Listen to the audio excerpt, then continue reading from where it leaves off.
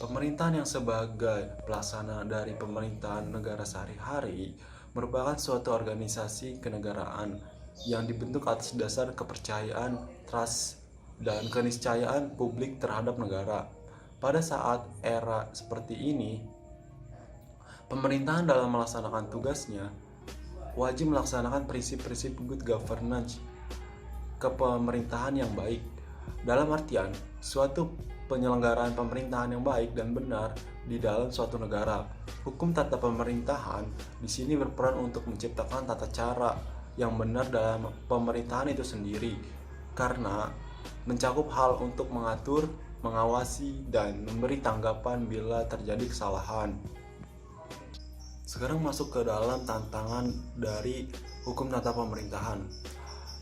Tantangan yang paling utama atau paling nyata adalah tantangan untuk bagaimana hukum tata pemerintahan ini dilakukan dengan baik dan dipatuhi dengan sangat baik oleh masyarakat, dan juga mengenai bagaimana caranya untuk mewujudkan dan mengelola kewenangan, tanggung jawab, dan juga kekuasaan yang diberikan.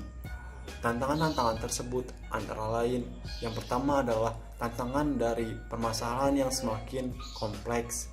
Yang kedua adalah perubahan yang sangat cepat, seperti kebijakan yang sudah usang harus bisa diperbarui oleh kebijakan yang baru agar bisa mengikuti zaman.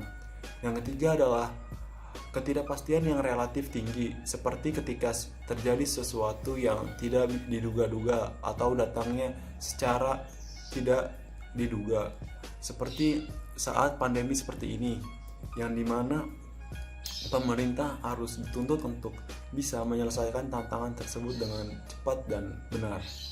Yang terakhir adalah tantangan dari pelaku atau si pembuat kebijakan itu sendiri, karena sudah jadi rahasia umum lagi kalau di Indonesia itu yang membuat kebijakan dan dia pula yang bisa menyalahgunakan kekuasaannya tersebut atau kebijakannya. Oke, setelah sebelumnya kita sudah membahas terkait tantangan apa yang ada pada hukum tata pemerintahan, kali ini saya akan membahas terkait masa depan hukum tata pemerintahan.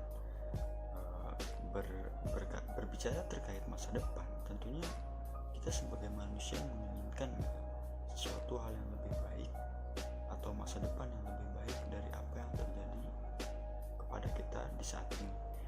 Begitu pula dengan manusia, hukum tata pemerintahan pula menginginkan atau ingin terciptanya sebuah good governance di dalam pemerintahannya itu sendiri. Karena jika sudah tercipta good governance, maka bisa mendorong dari terciptanya kesejahteraan di dalam masyarakat itu, dan hal itu merupakan inti dari good governance yang sesungguhnya. Kemudian, untuk mencapai atau menciptakan yang namanya kesejahteraan masyarakat dan terciptanya good governance, pemerintah harus memperhatikan beberapa aspek, diantaranya akuntabilitas atau tanggung jawab. Kemudian yang kedua ada rules of law atau dasar-dasar hukum.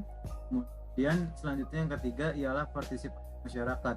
Partisipasi masyarakat artinya masyarakat harus ikut berperan aktif dalam jalannya roda pemerintahan.